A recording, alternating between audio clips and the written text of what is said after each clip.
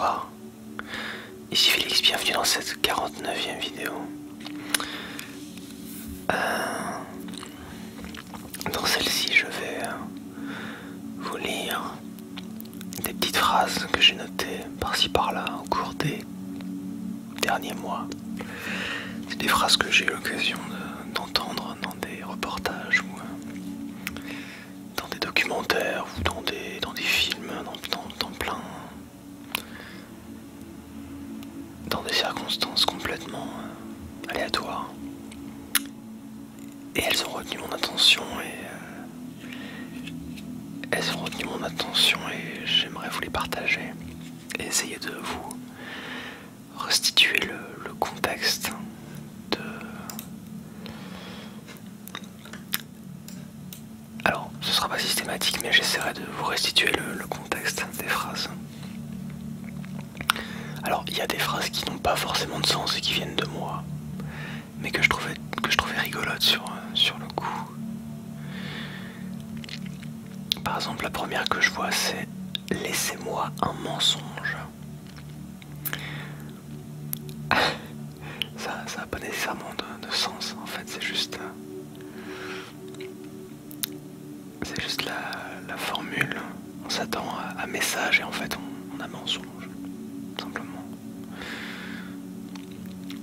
Alors je pourrais essayer d'analyser en disant ce que je trouve marrant dans cette phrase, c'est simplement le côté on s'attend à une information et en fait on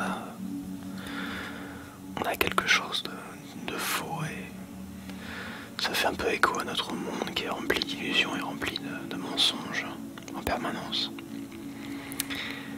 Ensuite il y a « mais le corps y est ». Donc là encore une fois, je pense que j'ai dû... ma langue a dû fourcher et que j'ai dû dire « mais le corps y est » et je trouvais ça rigolo. Je sais plus trop pourquoi ça a retenu mon attention. Voilà. Ensuite il y a « pour moi l'avenir du monde c'est du passé ». Alors ça je crois que c'était dans un film des années 50 avec Gabin je crois. À un moment il sort cette phrase et la façon avec laquelle il la sort c'est vraiment oh, pour moi l'avenir du monde c'est du passé. Je crois que c'est ça. Alors, évidemment c'est d'un pessimisme total. Mais je trouvais cette phrase rigolote. Après on passe à on est des machines à produire des excuses. C'est ça en fait. Alors cette phrase, je crois que je la tire de la puissance de l'intention. Il me semble. Et c'était... En fait c'est ça, on passe notre temps à se créer des excuses pour ne pas faire quelque chose. On oublie nos réels besoins et on s'invente des excuses. Ça rejoint une autre phrase que je lirai plus tard dans la vidéo que j'aime beaucoup. Mais on va continuer dans l'ordre. Ensuite on passe à le spectacle est le contraire du dialogue. Alors ça c'était dans un documentaire sur Roger Stone. Et Roger Stone c'était le directeur de campagne de Donald Trump. Donc autant vous dire que c'est quelqu'un qui s'y connaît en termes de... comment dire, d'imposition, de vision. J'avais un pote qui était parti aux États-Unis et pendant plusieurs mois qui a fait le tour des États-Unis et il me disait que... Alors il avait fait plein d'états différents, je sais plus lesquels. Mais par contre il y a une chose qui était systématique, c'est qu'il y avait la tête de Trump absolument partout. Il y avait des affiches de lui partout. On pouvait pas ne pas le voir. Il avait une campagne d'affichage ultra agressive. Et c'est tout simplement ça qui fait que vous êtes victorieux au final, c'est au plus on voit votre produit, au plus les gens l'achètent, parce que c'est comme ça. C'est aussi bête que ça, si vous voulez avoir du succès dans quelque chose, et ben, il faut faire parler de vous à tout prix. Et évidemment, il y a un milliard de façons de faire parler de soi. Soit on décide de s'en charger nous-mêmes, soit on laisse le public le faire. Et en général, quand on veut prendre le pas sur le public, c'est qu'on a des choses à se cacher un peu, je pense. Et le spectacle est le contraire du dialogue, du coup c'est vraiment ça, c'est quand on est... C'était une phrase que j'avais vue pendant les élections présidentielles en plus. Et c'est exactement ça, quand vous regardez un meeting politique, ce n'est pas un dialogue, c'est une personne qui se donne en spectacle. Et qui donne ses idées au public. Et il n'y a pas de retour, c'est de l'exposition. Pareil, quand un groupe de rock joue, le spectacle est là pour divertir les gens, pour leur montrer quelque chose. Et donc ce n'est pas un dialogue, c'est le contraire. C'est très important de se rendre compte de ça, parce que du coup ça nous remet à notre place de spectateur. On est spectateur, la plupart du temps. Alors ensuite il y a, ce n'est pas parce que les choses sont difficiles que nous n'osons pas. C'est parce que nous n'osons pas qu'elles sont difficiles. En fait, ouais, c'est juste... quand on veut vraiment quelque chose, c'était dans Retour vers le futur. Il y a cette phrase qui revient tout le temps, c'est un peu la maxime de Marty McFly. Quand on veut très fort quelque chose, on finit toujours par y arriver. Et si vous n'y arrivez pas, c'est que vous ne le voulez pas assez, en fait. C'est que, en fait, c'est pas vraiment un souhait. Et même s'il y a toutes les difficultés du monde, pour réussir dans ce qu'on veut faire, il faut être prêt à faire tous les sacrifices, malheureusement. Et on n'est pas tous prêts à faire des sacrifices. Ça peut se comprendre parce que voilà, c'est un sacrifice, c'est un choix. Il y a cet adage qui dit choisir c'est renoncer. Et ça fait écho aussi à une autre phrase que j'ai écrite plus tard. Donc voilà, la phrase c'est: ce n'est pas parce que les choses sont difficiles que nous n'osons pas, c'est parce que nous n'osons pas qu'elles sont difficiles. Ensuite, elle aime bien celle-là. On peut échouer aussi dans ce que l'on n'aime pas. Alors cette phrase elle fait travailler parce que en gros, quand vous faites quelque chose dans votre vie, quand vous vous lancez dans la vie professionnelle, ou que vous choisissez un cursus d'études, ou je ne sais quoi, vous avez le choix de vous lancer corps et âme dans ce que vous aimez, sans attente de retour sur investissement, parce que c'est souvent le problème. Ou alors de vous lancer dans quelque chose que vous aimez moins, voire que vous n'aimez pas, mais qui vous rapportera beaucoup d'argent.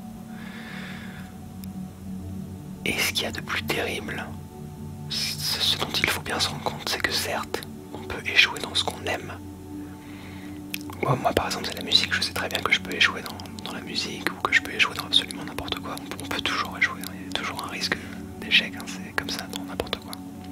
Le risque zéro n'existe pas. Mais on peut aussi échouer dans ce que l'on n'aime pas. Imaginez le délire.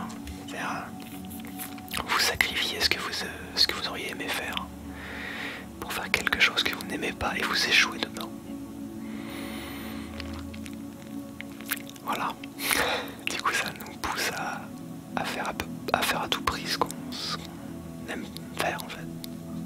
Ce qu'on devrait faire. Alors ensuite il y a la peur est l'ennemi du progrès. Alors le progrès ça peut être vu comme n'importe quoi, ça peut être vu comme un progrès social, une invention, mais également ça peut aussi être vu en termes de développement personnel.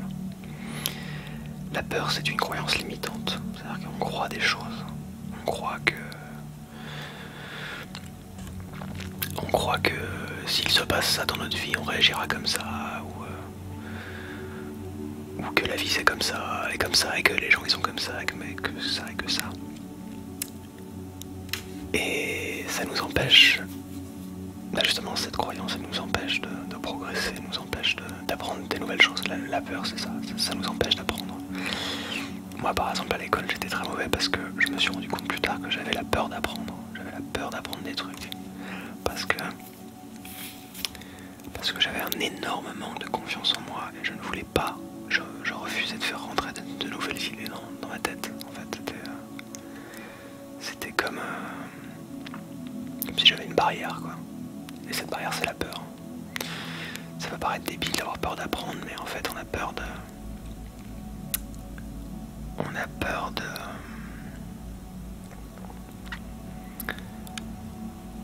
C'est la peur de désapprendre. On pense que si on apprend de nouvelles choses, bah paradoxalement, en fait, on va devenir plus bête. Enfin, je sais pas comment dire, on veut rester vierge d'esprit, alors qu'en fait, c'est pas du tout ça le souci, quoi. Le souci, c'est... Au contraire, il faut apprendre de nouvelles choses pour constamment changer notre point de vue et faire basculer notre point de vue, en fait. Et en fait, c'est notre point de vue qui est important et qu'on doit désapprendre. Après, voilà, quand on apprend à faire cuire des pâtes, par exemple, voilà, ça agit pas forcément sur notre point de vue, c'est une information à retenir, quoi. Mais notre vision et notre point de vue doit être importante. La peur est l'ennemi du progrès, donc. Ensuite, il y a la vie débute en dehors de la zone de confiance. Alors du coup, ce qu'on appelle la vie, c'est justement ça, c'est l'apprentissage de nouvelles choses. Et c'est vrai que en fait, tant que vous restez dans votre zone de confort et que vous vous contentez de réciter ce que vous savez faire et ce que vous savez dire, et tant que vous focalisez sur ce que vous savez déjà faire, que vous restez en terre inconnue, vous savez exactement comment les choses vont se passer. Et ça vous rassure en fait, parce que vous êtes en sécurité. Mais il y a quelque chose de plus important pour moi que la sécurité, c'est la liberté. De pouvoir faire ce qu'on veut. De façon morale, bien sûr. Enfin, dans le cadre moral de la liberté, évidemment, on ne peut pas tuer des gens. Ça, je l'avais déjà dit dans une précédente vidéo, mais on ne peut pas tuer des gens, il ne faut pas faire ça. Du coup, oui, la vie débute en dehors de la zone de confiance, c'est ça. C'est quand on sort de notre zone de confiance qu'on en apprend sur nous-mêmes. C'est pour ça que c'est toujours dans les moments les plus durs de notre vie qu'on apprend sur nous-mêmes, parce que justement, on n'est plus dans notre zone de confiance. On est éjecté de notre zone de confiance. Quand il se passe quelque chose de grave, toute notre vie est remise en question et c'est là où on en apprend le plus sur nous, et c'est dans ce genre de moment où il faut être extrêmement attentif et justement apprendre le plus possible. Parce que c'est le moment de récolter le maximum d'informations sur nous-mêmes en fait. Les périodes fortes en fait sont une véritable mine d'or d'informations. Et la zone de confort c'est bien, après il faut élargir sa zone de confort pour toujours aller plus loin dans l'exploration de nous-mêmes et du monde. Voilà. Choisir c'est renoncer. Le plus dur finalement c'est de renoncer à son malheur.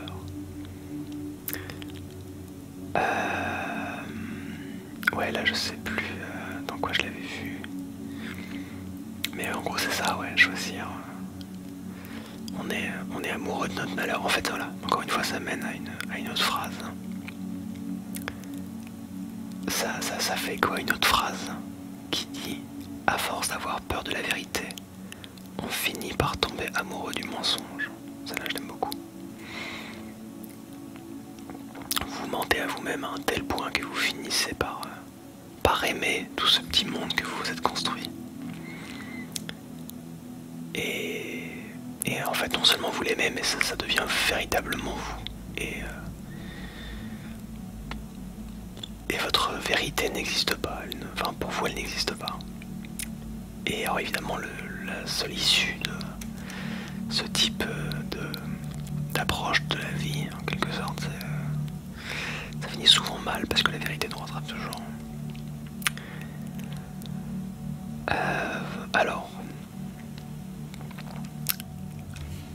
Alors ensuite il y a des phrases un peu plus sociétales on va dire.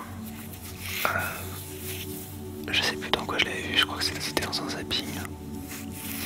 C'est une phrase qui dit: on raconte le monde en fonction de l'intérêt des entreprises. En gros, ouais, ça. Bah, ça veut dire ce que ça veut dire, quoi. Ce sont les entreprises et les lobbies qui décident absolument tout dans ce monde. Le monde appartient aux gens qui ont le pouvoir, qui ont le monopole de leur domaine et qui ont tous les outils pour le garder. Et ils écrivent l'histoire. Voilà, vous voyez l'impact culturel de certaines marques sur l'histoire. Que ce soit Coca-Cola, n'importe quoi, genre. Bah en fait c'est ça. On raconte le monde en fonction de l'intérêt des entreprises. Ce sont elles qui décident comment on travaille, comment on vit, qu'est-ce qu'on consomme. Enfin, tout est décidé par les entreprises. Et les lobbies. Voilà. Je n'ai pas grand chose à ajouter finalement. J'ai bien peur que ce soit juste un fait. Alors celle-là, c'était les Daft Punk qui l'avaient dite dans une interview. Ils disaient: c'est pas qu'on se cache, c'est qu'on ne se montre pas. Et la nuance était très importante. En gros, les Daft Punk, justement, l'approche qu'ils ont de leur personnalité via leur musique, c'est justement que ce qui est important dans leur projet, ce n'est pas eux, c'est leur musique. Leur musique est plus importante qu'eux-mêmes, parce qu'au final, eux, ils sont humains. Human after all. C'est ce qu'ils disent dans leur album. Et voilà, j'aime bien justement cette nuance de: il faut pas se cacher, mais il faut pas forcément se montrer. Il faut se montrer, ça veut dire c'est l'ego qui se montre en fait, c'est l'ego qui veut se faire bien voir, c'est l'ego qui fait attention à notre forme, à l'image qu'on donne. Mais notre âme, elle n'a pas à se cacher en fait, elle est présente et c'est tout. L'objectif c'est de ne pas se montrer mais d'être présent. Voilà. Je trouve ça intéressant. Alors après voilà, encore une phrase où ma langue a fourché. Merci de votre intention. Pas attention, mais intention. Très souvent, on recherche de l'attention. On recherche le regard des gens, on recherche l'approbation des gens, on recherche de l'attention. Mais au plus on avance et au plus j'ai l'impression que on est de plus en plus insensible à l'intention. Et l'intention, c'est tout en fait. L'intention, c'est la vie en fait, c'est l'amour, je sais pas comment dire. C'est ce qui fait que vous vivez. Vous vivez à travers de l'intention que vous transmettez aux gens. Regardez un musicien par exemple qui va complètement être en transe sur scène. Son intention va être extrêmement forte parce que vous allez frissonner avec lui et vous allez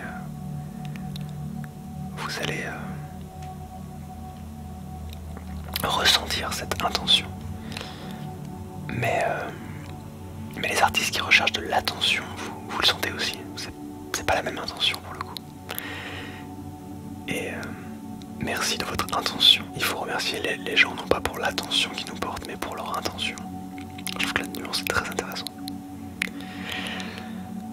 Alors, un homme n'est pas perdu quand il perd. Un homme est perdu quand il abandonne. Donc celle-là, elle veut dire ce qu'elle veut dire.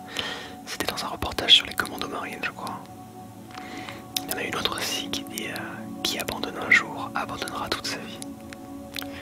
Ça pareil, c'est un moteur, c'est une petite étincelle, ce genre de phrase. Alors, le bonheur des riches, c'est la dignité des pauvres. Je sais plus dans quoi j'avais vu ça, mais ça a fait écho à un reportage que j'ai vu il y a pas longtemps. C'est le dernier cache investigation sur la société Lactalis et le marché du lait en France. En gros c'est ça, c'est-à-dire que il y a les gens qui travaillent, les agriculteurs qui veulent garder leur dignité en travaillant et ils sont pris dans un tel rouage qu'ils perdent de l'argent en travaillant. C'est quand même incroyable de se dire qu'on peut perdre de l'argent en travaillant. Et les entreprises, alors je vous invite grandement à aller voir ce cache investigation qui est absolument génial. Comme tous les caches d'investigation d'ailleurs, très tranché on va dire. Et c'est ça, le bonheur des riches, c'est la dignité des pauvres. Les pauvres veulent rester dignes et du coup ils sont vulnérables. La dignité, ça veut dire être autonome, être fier de ce qu'on fait et vivre au travers des valeurs du travail et du geste, je sais pas, de faire quelque chose, de bien faire les choses. Voilà. Et c'est du pain béni pour les riches parce que les riches n'ont qu'à utiliser la bonne foi de ces personnes-là pour en faire des moutons quoi, et profiter de ces gens-là parce que les gens de bonne foi sont vulnérables, ils font confiance. Ils font confiance aux grands patrons des entreprises qui les pressent comme des citrons quoi. Et c'est d'une tristesse absolue. Le tout avec un fond de langue de bois intolérable. Dès que les dirigeants de grands groupes prennent la parole, c'est incroyable. Ce sont des magiciens, les mecs. Ils arrivent à faire disparaître des scandales. Enfin bref, voilà, le bonheur des riches, c'est la dignité des pauvres. C'est tout à fait vrai. Les pauvres veulent rester dignes et les riches ont perdu leur dignité depuis bien longtemps. Alors évidemment, je ne parle pas de tous les riches, mais je parle surtout des valeurs des patrons des grandes entreprises. Voilà, il suffit de s'intéresser un peu à leur histoire pour vous rendre compte que c'est pas très propre et que la dignité a disparu depuis très longtemps. La curiosité mène à la connaissance et la connaissance mène à l'engagement. Ça c'est pas mal ça. C'est ça en fait. Quelque part on a peur de la connaissance parce qu'on a peur de s'engager par la suite aussi. Parce que acquérir de la connaissance, ça nous rend responsables. Ça nous rend responsables de nous-mêmes et du monde en quelque sorte. Parce quand on comprend certaines choses, on ne peut plus fonctionner de la même façon. On a des informations supplémentaires qui nous aident dans nos choix et dans notre façon de vivre. Et c'est ça, je pense, peut-être l'essence même d'avoir peur d'apprendre. On a peur de s'engager. On ne veut pas trop savoir de choses parce qu'on a peur de devenir engagé. Et l'engagement, ça fait peur parce que c'est comment dire, c'est un sauveur à l'inconnu. Et on peut s'attendre à tout et à n'importe quoi. Et bien voilà. J'espère que cette vidéo vous a plu. Je tenais à remercier toutes les personnes qui se sont abonnées à la page de Télésqueur, ça m'a fait très plaisir.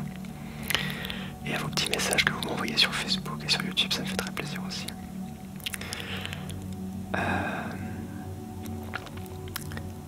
Je reviens la semaine prochaine donc pour une nouvelle vidéo. Et d'ici là, portez-vous bien. Et n'hésitez pas à me laisser un commentaire, ça me fait toujours très plaisir. Je vous lis, comme d'habitude. À la semaine prochaine.